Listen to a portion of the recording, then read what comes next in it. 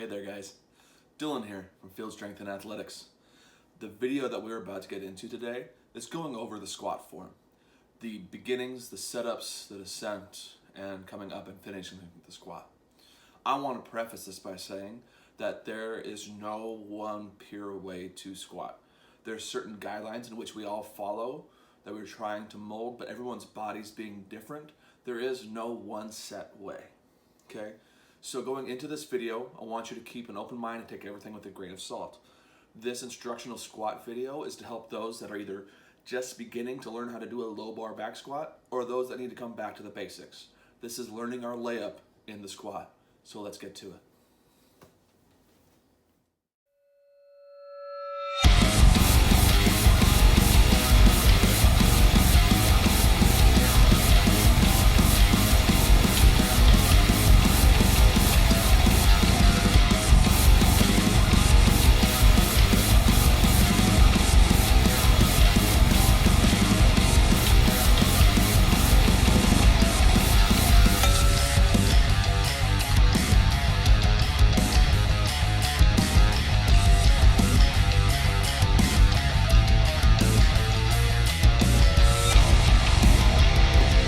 Hey y'all, getting into the squat tutorial video today.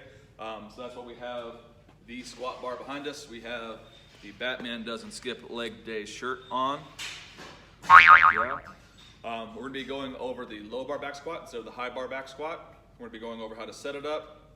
We're gonna go over the descent, the shooting out of the hole, and the lockout.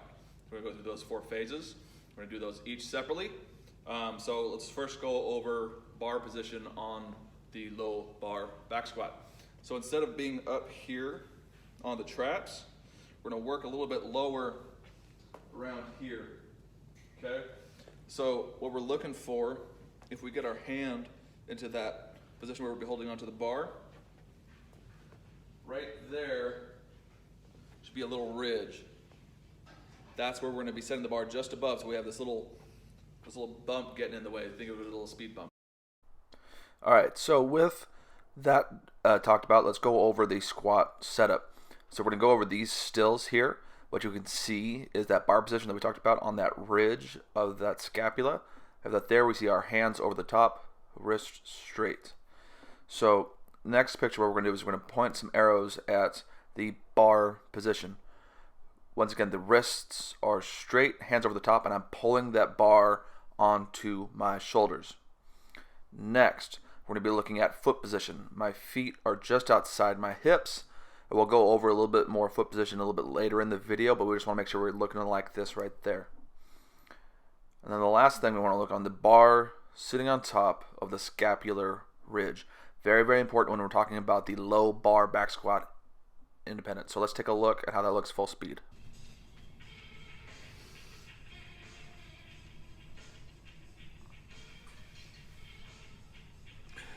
Good. And you're noticing some things here.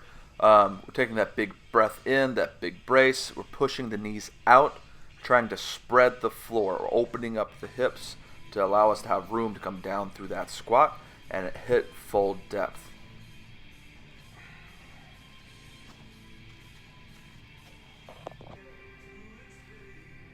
Now we're going to take a look from the side here. Oh, wait a minute. Let's get a closer look at that. Alright, so ideally this is what we want our squat to look like at the end of the squat. We have the bar right over the middle of the foot going through the center of the knee, and that bar movement is straight.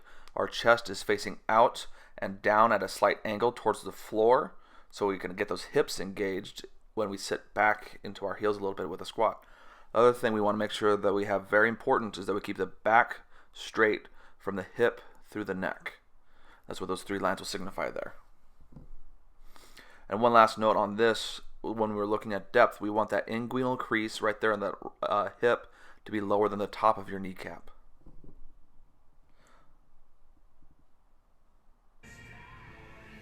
You're going to see all of those things come into practice with these series of squats. Pushing the hips back, letting the chest tilt forward, inguinal crease getting below the top of the kneecap, and that bar is moving in a straight line. That is the most efficient way to go through your squat, is in a straight line. Now going back onto that foot angle that we talked about earlier, we want a 30-degree outward rotation of our feet, so that way we have room to push those hips out.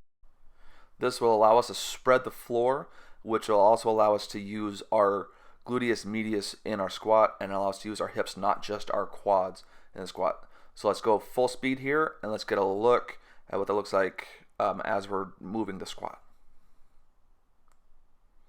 Now this, you're also going to see the walkout that we're discussing here. You're going to see that I'm going to get under the bar, I'm going to squat the bar up, I'm going to take 2 to 3 steps. That's the idea. 1, 2, and a third one to correct. We see the angle of the foot, spreading the floor, hitting depth. Perfect.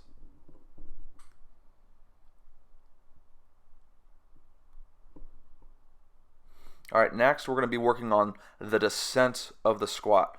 So we're going to be looking on the downward portion. After we get the bar on the shoulders, we do our walkout, we got our foot at the right angle, everything's in the right place that we've been talking about with the setup. So in this video, you see we already have the bar on our back, we're already in the setup, everything's good to go. And we're going to show this nice, even descent. As we go down, we want this to be replicatable every single time we squat. All right, so we see the brace, our hips are pushing back as the knees are pushing out and forward slightly. We have that lean. Good.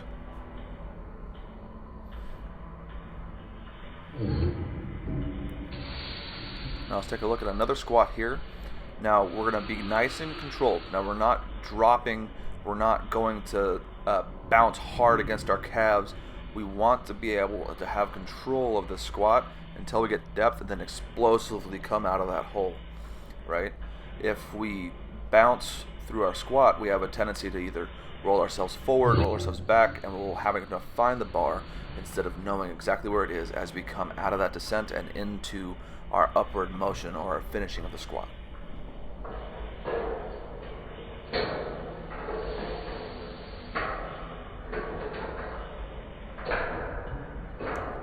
Now, one question I get quite often from clients or people that are training at the gym with us is, but Dylan, what about when we're going, 90, 95% or sub-maximal in the squat? The answer is nothing changes. It's the exact stinking same.